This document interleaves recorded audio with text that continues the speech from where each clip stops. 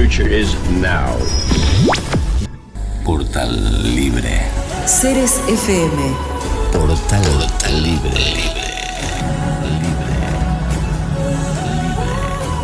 Con Noemi Paymal, Mar Urdillo, Echeverry.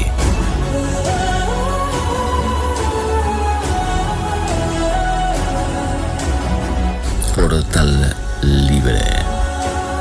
Un enlace mundial para la nueva educación. Pooortal libre.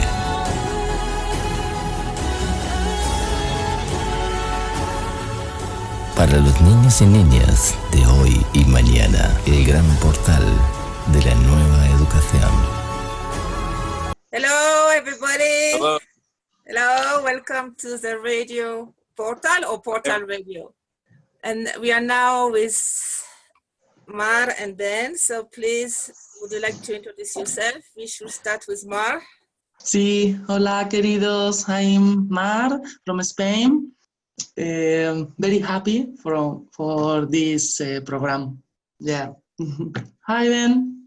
Hi, and hi everyone. My name is Ben Austin, calling from Australia, and I'm so grateful to be here tonight and to join this discussion and talk about some wonderful things that are happening in education with Noemi and everyone involved. So it's an honor to be here and to share some information. Thank you.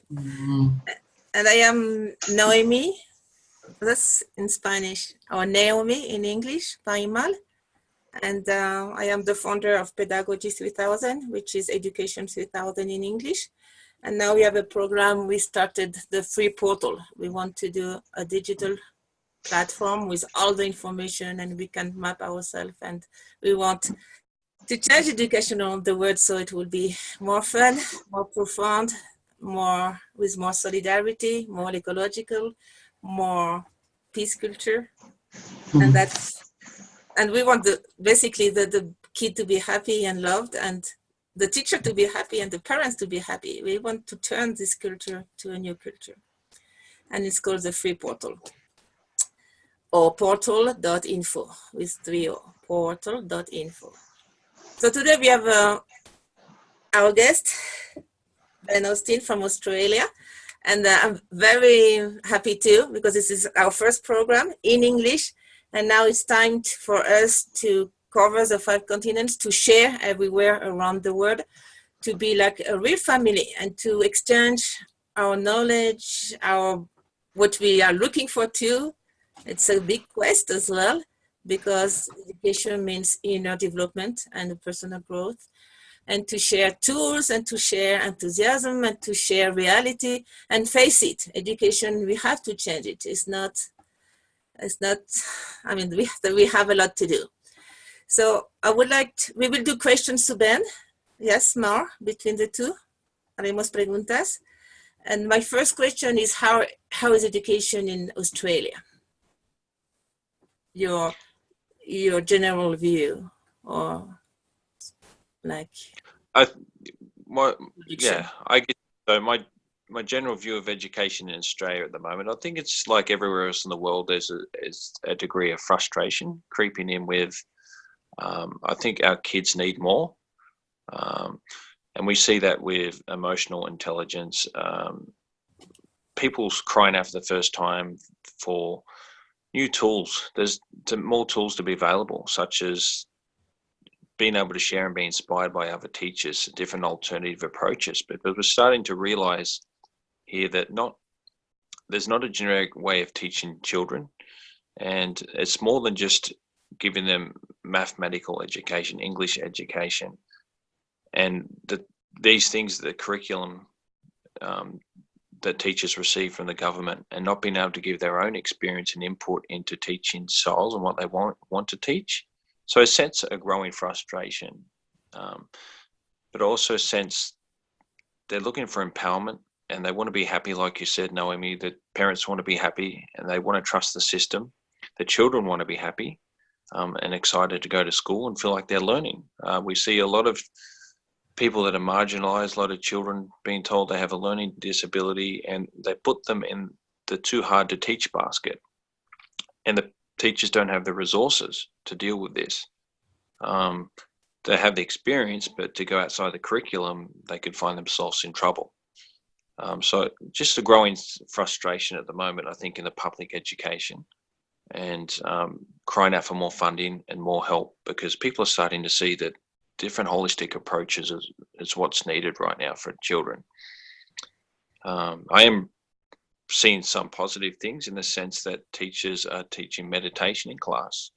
And I've found working at a school, just recently starting a job, seeing the children do that was really nice to see. And, there's people that I've seen that are suffering from certain learning disabilities, to be broad with it, that they say the feedback is meditation helps them a lot.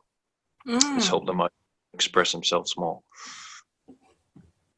So you mean it's already accepted that the children and the youth people, they need some help, and it will be more like inner development and meditation. So people are already aware of that and doing it, or just an experience and a small test? It's a small experience for me. I'm only working in one school, and it's a very new experience for me. I'm very new to being inside the public school education, but from what I hear, it's from different teachers, it's just a frustration of not being able to apply holistic methods and have more support and the inspiration that's needed to continue teaching. There's a lot of people who quit because they feel they can't make a difference. So I feel it's a little bit too controlled. Education is becoming outdated. It's not keeping up with the times, and we need to shift our approach for the children right now. They need it and the world needs it. And so it's very positive what you're doing, and I think it's something that can blossom with more co-creation from people with the free portal. Sí, me gustaría preguntarle cuáles son las necesidades que pueden tener los maestros para acompañar mejor a los alumnos. Mar said, what would be the needs, the real needs of the teacher? What do they need? What kind of tools so they can accompany and be with the children in a better way? Access to tools, like we're talking about on Free Portal, is having access to new inspiration and tools, number one. Number two is having the model where they can actually apply these tools without getting in trouble from the government for not, sticking to the curriculum. And so I guess it's having the freedom to express the new inspiration. A lot of them are doing their own research of how to help students because, they feel helpless with what the system is giving them at the moment to deal with. The education system wants us to teach the kids, but they don't realize until the kids are healthy mentally, emotionally, physically, it's hard to teach somebody. So that they need to start introducing measures to bring the children back into balance and make them happy and start focusing on things that are a bit more holistic. Yeah, I have one question too. The kids nowadays, we know, and we had many surveys when they said they are fast and they are very clever and they get everything so fast and they are digital natives with internet and all that and the tablets, and they are like brilliant. And how come they have so much learning disabilities? Can you talk about that? Because this is something that's recurrent. In all the countries, they say, no, learning disabilities, but it's not, doesn't make, I don't understand. Why there is so much learning disabilities having kids so fast and so bright. Yes, I think it's more of a stigma and a label that's given to say it's not the education system's problem. It's because they have a learning disability. I think what I'm seeing is surprising examples of when they say, oh, this person can't learn, and then seeing some moments of absolute brilliance from the children once you find their learning style. I see moments when, oh, he's a visual learner because you can see them really things up so quickly. I think the learning difficulties and learning disabilities, I think is such a broad stigma and it's a label given to the children because basically the curriculum's not working. And so specialists say it's a learning disability. But it's really just every kid is brilliant, and most people agree in the education system. It's just not having the resources to know on what sort of learning style. It's the basics that teachers are missing. Do you have in Australia, do you have pills or do you have some kind of drugs given to the children, like regularly or socially accepted? Sorry, what was that again, Noemi? My question is, like Ritalin or these drugs they give to the children, is it an option in Australia? Do you have a lot of those cases of children? In my awareness, that still happens in our society. I think it happens in a lot of Western societies. The answer is still always the drugs and the medicines, because they haven't looked at the root cause. They just go to hide the symptoms so everyone can go on with their day job, but not really helping the education system. So it's time for revolution in the education system, and that's where the growing frustration is coming from, is knowing that these kids are brilliant, but we're not giving them the right guidance or education they need to shine it and blossom. And blossom. Mar? Sí, me gustaría preguntar a Ben cuál es su opinión sobre las construcciones de los espacios educativos, cómo son en Australia, cómo se cuidan o no se cuidan los espacios donde las escuelas o los colegios.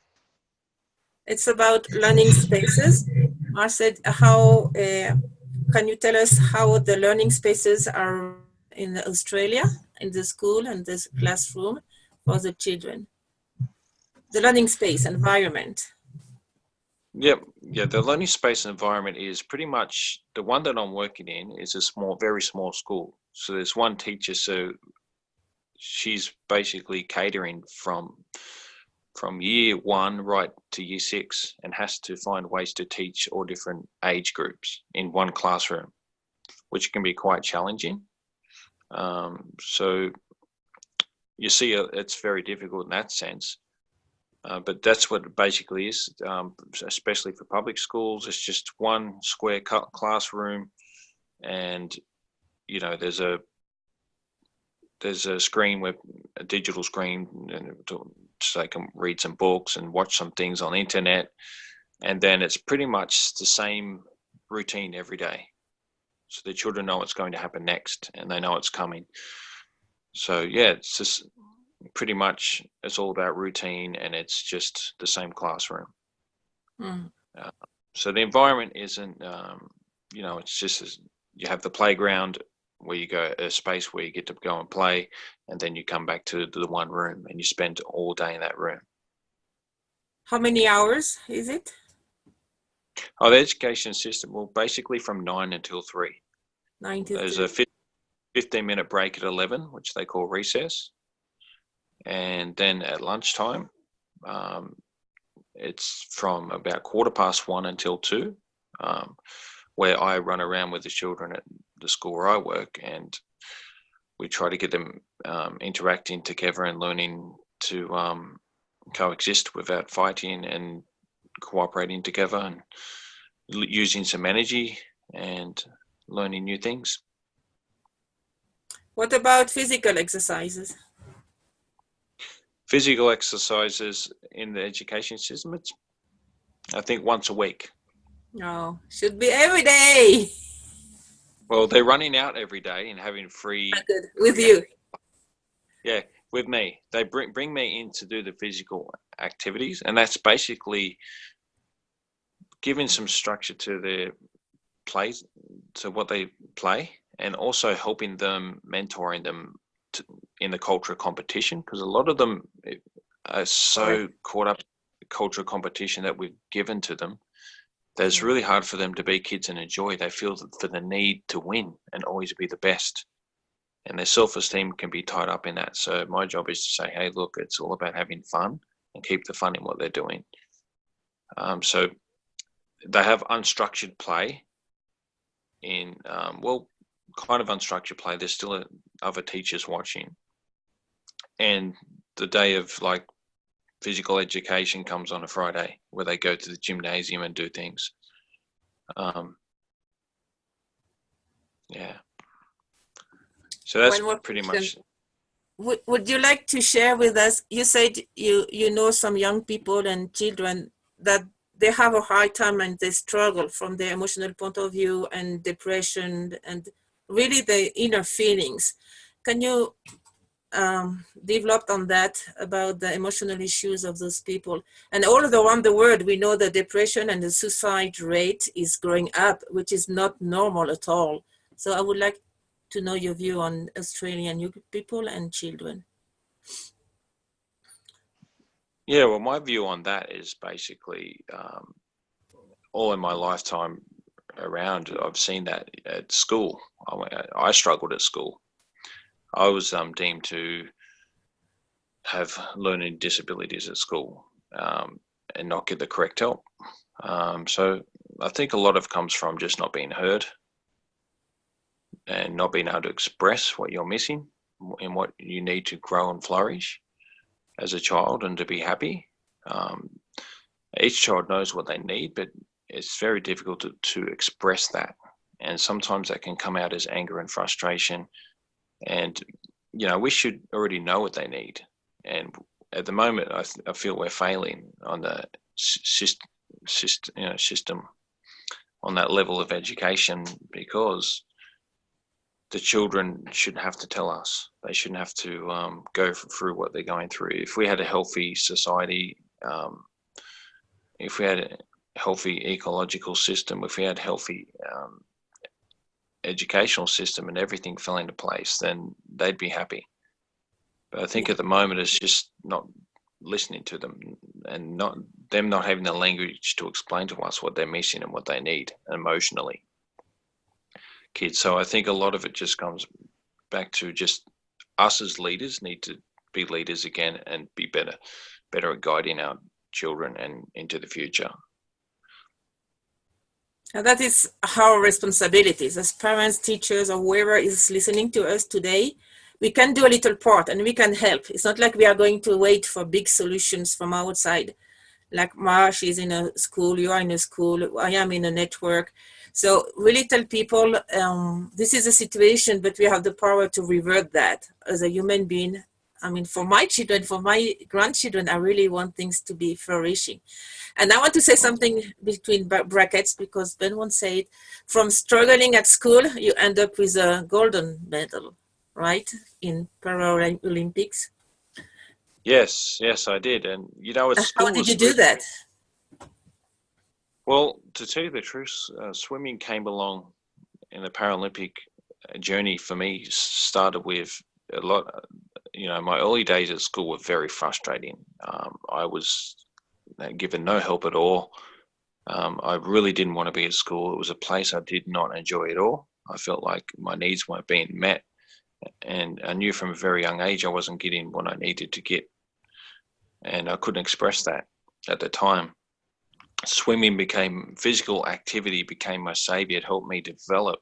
Only having one arm and growing up with one arm, I learned a positive body image from sport, and that gave me some self-esteem, and more of my physical education through different sports was the thing that really kept me going through school. That's the part I really enjoyed about school. I didn't enjoy the other side of it because I was a visual learner, but I wasn't given the opportunity to learn properly. So I became a really good athlete. My body evolved to the point where I became a really good swimmer, runner, basketball player. I really turned to physical education. So being a good swimmer, I was undefeated all through my high school and my early primary school years in swimming against able-bodied children. And I really started to learn about body intelligence, about my own education came from myself and my parents. If it wasn't for having supportive parents, I may have never become a Paralympic swimmer because I wouldn't have developed body intelligence and been given the chance to grow. When you have a disability, some parents wrap you up in cotton wool and say, you can't do anything. and they limit your life. I was lucky that I was given parents that pushed me to grow. And when they pushed me to grow, I started doing things that even amazed me. I was like, I can't believe I did that with one arm. And so by the time I finished my education, I was very depressed. Wow. Because I was so disillusioned with it, and I felt like I was, not a great learner. I felt like I had nothing to offer and that's how most kids are leaving school that don't fit into the curriculum. And so what I had to offer, though, was swimming at that time. And my parents said to me, Ben, you need to do something. When you finish school, you get a job or you swim. And at the time I said, I want to swim because I love sport. They said, well, you have to train and you have to be, focused and put a lot of effort into it, not just swim for fun. Well, they said swim for fun, but, not just goof around with my friends and not take it serious. And so at the time I decided to take swimming, I felt like I had nothing to lose. I was pretty depressed as an 18-year-old. And then my parents then made a lot of sacrifices and took me to the city to train with an able-bodied squad, people who didn't have disabilities. And I surprised myself by keeping up with those guys. And it pretty much went from there. I went to my first ever disability swimming championships in New Zealand, which my parents paid for. And I broke the national record with just 1 month of training. Yeah, and just 1 month of training. And before I know it, the Olympic head coach is saying, where did he come from? Because I was living in the country in a very small town, and all the athletes were from the city. And once they figured out that, wow, this kid has potential, my path began then with the swimming. So I found something positive to focus on, and I really started going onwards and upwards from there. Once I started training, I made the Sydney Olympics with only 6 months of training, and I won 2 silver, 2 bronze medals there. And then, of course, I went to Athens 4 years later, won 6 medals, 2 gold, 3 silver, 2 bronze. Whoa! 15. I really achieved amazing things. But the thing that really stuck with me the most was the amazing journey I learned about humanity and human potential. Swimming in the Paralympics will change your life, not only because of my successes, is seeing other people with disabilities go to places that I never dreamed humanity could achieve. And that's why I have so much faith in humans, and even myself now. You're seeing people who are missing all their limbs, only having a torso, swimming amazing times faster than an able-bodied person. 30 seconds is a very fast 50-meter sprint for someone with just a torso, swimming butterfly. And so there's never a dry eye in the audience, and you see things that really make you look and go, wow, if he can do that, what can I do? So I think Paralympians teach us about the mastery of the mind, because they're missing the physical. And that's when I started to get interested in spirituality and meditation before I raced, because I realized my mind was my greatest disability. Mm-hmm. And so you mix sport and meditation. Exactly. And my mind used to eat me alive. All my life I've had lots of doubts about myself because of my educational experience. And finally, in my second Olympics, I was able to find a place in my mind where I could focus on letting go of the voices in my head and being present through meditation and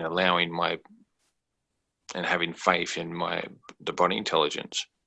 And I did some amazing things when I was completely present, and it became a bit of a life study for me. I started preparing different ways and started having a very holistic approach to life, and it really worked for me. And I was able to achieve more gold medals, and even when the odds are against me, when I was an older athlete, due to these finds of being present with the mind and sharing it with other athletes about, the greatest disability is the mind. And that resilience. Yes. No, I was just saying to wrap up. I wanted to say for the people who are listening to us, the conclusion is at least to have sport in the school, linked with meditation, have support from the parents, and trust yourself. That would be the 4 messages. Absolutely. Make you going up. Exactly. It's and inside, because it's not a matter of success. It's a matter of realizing who we are and have a purpose in life. Realizing who we are, realizing the path to full potential. And that's when satisfaction comes. The gold medals didn't give me satisfaction. It was all those 4 things that Noemi stated. And that was knowing a clear path to what you're here for as a human, is to reach your full potential. It's to have fun in doing that, and not being caught up in the cultural competition, and being given the tools to know how to begin that journey. And so it's really important to prepare people through meditation and to be clear. Yeah.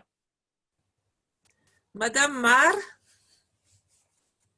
I'm so impressed. Oh, that's a beautiful story. Sí. Me gustaría, porque no sé si Ben conoce la plataforma del Portal Libre, los programas, y quizá saber su opinión, cómo piensa que esto puede beneficiar a la parte de Australia, ¿no? En la educación, cómo pueden integrarse ellos en el portal, o si nos cuentas tú un poquito, Noemí, cómo es, para que él pueda darnos su opinión. Yes, Mara is talking about a new project called Free Pooortal, which is a digital portal with information and to know what we do and all that. So she would like to know what you think about the portal, what we can do with Australia about the Free Pooortal. The Free Pooortal, I think, is an absolutely amazing idea because it breaks barriers with language. My most invaluable thing I've ever learned about through my Paralympic experiences is connecting with people all over the world and seeing the common thread that all society right now, we all need to connect and feel empowered. And we can't always rely on governments and different bodies to do this for us. We must begin to do it ourselves, take matters into our own hands. And what the Free Pooortal does, it's a digital platform that allows everybody from any walk of life to share their experiences with education and what works for them, to upload, download, and to access tools and amazing tools that Noemi has added on there. That no matter what subject you're interested in, that you're passionate about, you think can help education or even help the world in creating peace and a new paradigm for our living. It's a platform that can hold all of this, and anyone can access it in any language and chat in real time. It's pretty amazing. I think the biggest thing is finding a way for an awareness for this to be out in the world. Australia could really benefit from this. The biggest challenge is getting this digital platform into everyone's awareness and showing them that it's there, it's easy to access, and to feel empowered by this platform. So I think there's raising awareness and keep on moving forward with getting the Free Pooortal into people's consciousness. You know, it's something that's not going to happen overnight, but it will happen. It's the seeds being planted, and the seeds being watered is going to grow. And so it's just a matter of how quick it's going to grow. But it's a matter of getting it out there, and I truly do believe it's an amazing tool. Great. The portal is www.pooortal, POORTAL.info. It's under construction now, but you can already see how it's all laid out. You can see in Spanish and some in English. And the idea to have all in English and all the language, you can have a possibility to have all the language of Google, and at least to have the exchange, the information, to know we are so many countries with the same goal, to change education with consciousness, with happiness, with common sense, with a full heart. That for the portal. The other piece of news, so though we appreciate your help too, because we need to finance, of course, the portal. You enter to the portal and you can help as well, be part of it, or with economic support, or with your knowledge, or with your tools, or whatever you want to upload. There is a system for that. The other piece of news is we will do the program every month in English, if you all agree. And we are thinking about the end of November, right? We'll do something in Australia, physically, with Ben and with me and with all the team. And that's the way to start up a big program, not only talk about education, but transform deeply. We have still like at least 20 minutes. Yes, definitely. So, Mar, do you have more questions, or is it the same in Spain? What can you tell us about Europe? Sí, en verdad me gustó escuchar la realidad de Ben en Australia porque es muy parecida. To the reality of Ben in Australia, because es muy parecida a la realidad en España y en Europa. It's very similar to the reality in Spain and Europe. Con las diferencias culturales normales de cada lugar. Cultural difference. Pero la necesidad y la realidad es la misma en todos los lugares. Necessity and the reality is the same. Y pienso que la urgencia para los niños, las niñas y los adolescentes es muy grande para actuar. Like an emergency for the kids and the young people. It's very urgent to. Cada vez que urgente de acción hacia una educación que tiene que ver con el corazón, to take actions to change education, con la paz, with peace, con el respeto en las relaciones, to relationships, y relacionarnos a nivel universal desde el corazón, desde la alegría. From a universal point of view, from the heart. Y esto va a hacer que construyamos nuevas sociedades. And this means we will build a new societies, or new societies. Más conscientes. More conscious, more aware. Y me da muchísima alegría cada vez que conozco más de cerca a una persona nueva. Each time I knew somebody with new things. Que estamos en la red con la misma mirada y entre todos somos más y más los que nos conocemos, nos unimos. We are in the network with the same view, the same vision together, and what? Y nos unimos para hacer esta realidad posible. And we get united to make it possible together. Sí, yes. Juntos. That's beautiful. My dream was, if we can see this year, to link with India, to link with China, Japan, Europe, part of Africa too, and so we can have a multicultural view of what's going on around the world, and each time we can finish with something practical. That would be great. And then I want to say that Ben has a lot of knowledge about all the wisdom of the original people of Australia. And that's something very valuable, to have roots and to have the vision of all the millenniums of knowledge and way of living and way of connecting. Maybe can you elaborate on that a little bit before we finish? And maybe next month we can talk about that, because it's a real treasure. Yeah, so I really believe with all Indigenous cultures of the world, you know, we often see them as them than us, but we're all Indigenous of the world and we all come from those roots. And we must remember this, that in order to move forward without the foundation of our ancestors, the knowledge and traditions and oral traditions they hold for us, it's really, you know, important to co-create with that foundation, because it's all about deep ecology with those guys. They hold the key to the connection to Mother Earth. They hold the key the connection with children, that the way they teach is it's a technology that's been with them for thousands of years, and it's the original peoples here in Australia. You're looking at, you know, people have agreed 60,000 years, but they've been here much longer than that.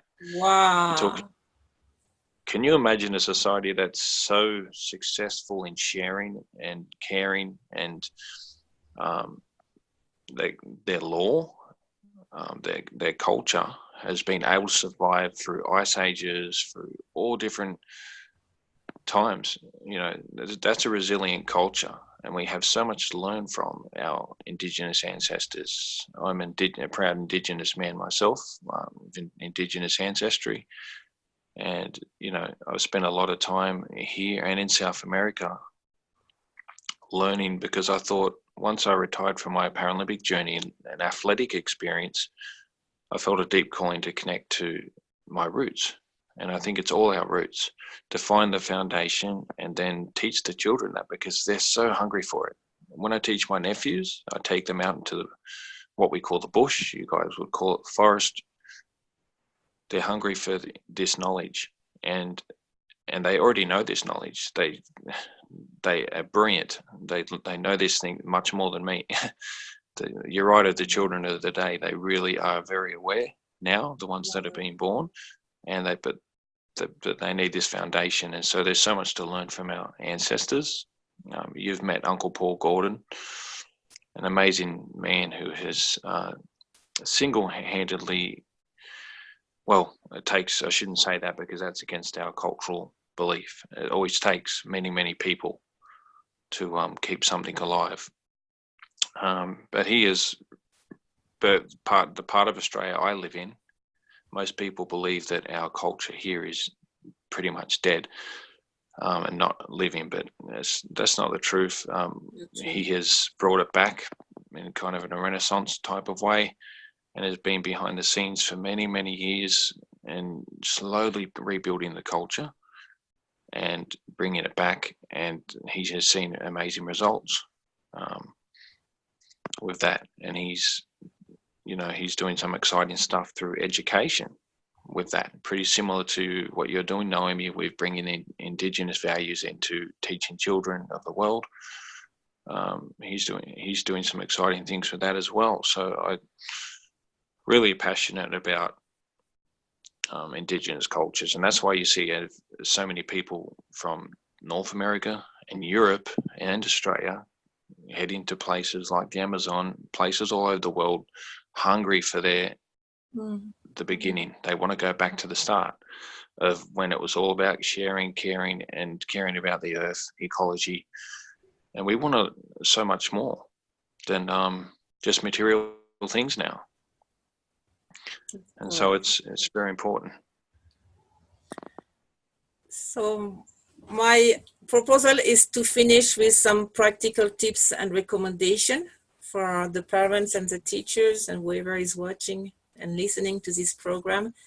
It was very rich because we had many topics, but at least if I remember, please make sure they have physical exercise, make sure they can move and they can have all this energy channeling through the body. Parents, please support the children, love them for what they are, not for what you want them to do, and support them whatever is going on. The other one was, please have when you can connect with the roots and have introduce some, I don't say class because class is so square, but some wisdom, some way of life, some vision of the Indigenous people of your country, because in every country of the world, there is some roots. I mean, even Spain, they have the Celtic people. They have so many ancient culture and very ancient. And then make sure about the emotional issues. Maybe something more concrete. Do you have more about emotional? What can we do with children and young people so they feel good? Well, with young people, to make them feel good is listening to them and getting to know who they are, getting to know what their needs are. You know, it's not generic. There's been too much generic education going on. So I think it's finding out and helping them know who they are themselves, so they can communicate, who they are and what they're about. So I really think it's immersing in nature. With so much access to computers and video games, I think it's physical activity, but also some time in nature. I think we could all benefit from that, but I think that's really important, to connect them to the natural world. Even if you live in make them have camp outside, sleep outside, connect. Exactly. See the stars. Spend a night looking at the stars instead of TV. Wow. Their wonderment back in their eyes of the big universe around them, because 4 walls is not too nice all the time. They have it in classroom. They have it when they go home. It's just not good for the consciousness. It's stifling if it's completely always in 4 walls. We can easily forget. I think it's to keep them. Kids love to go camping. Every child will take camping. They love it. So I think it's connecting them to the natural world is a really good step. I see my nephew. He plays this video game. He gets a bit addicted to it, and he's, there's not as many boundaries as he should have with that. But sometimes they say, "Oh, we don't know what to do with him. He's aggressive when we take him off the game." Yeah. But I see a different child when I take him out into nature. He teaches me things, and he's happy, and he feels, he's back to his normal self again. So I think it's just physical activity outdoors in nature. And I think that's a start. Everyone loves to be out in nature, and then it's listening to them as well.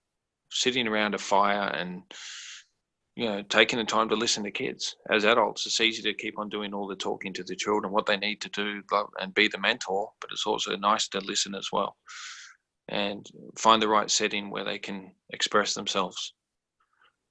Great.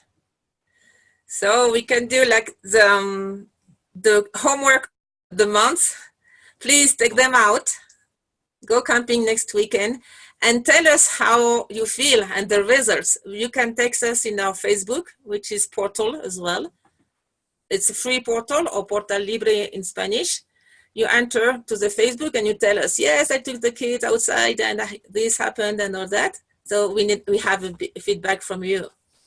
And more tools, más cosas concretas. Pues estar presentes.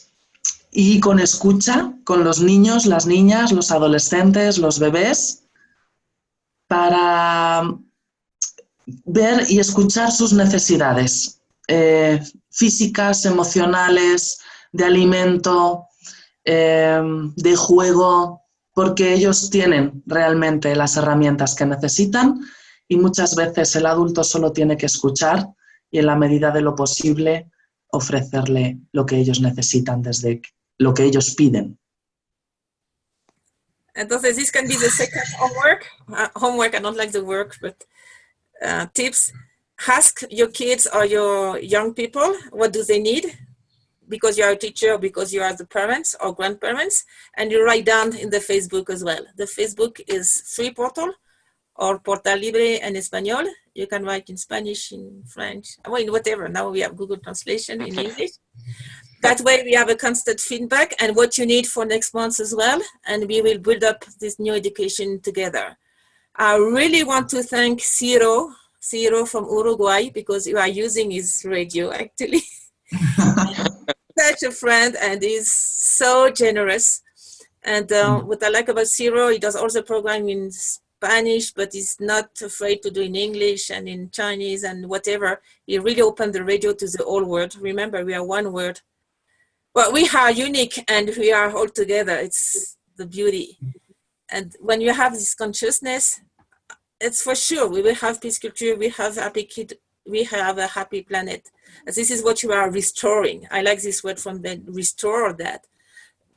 Give a turn to the culture from a selfish and violent culture, do the new one, which is peace culture and solidarity. And it's not new. That's for thousands of years, our ancestors were saying it and living it. So it's going back and going forward at the same time. It's a new, renewed consciousness in a endless spiral.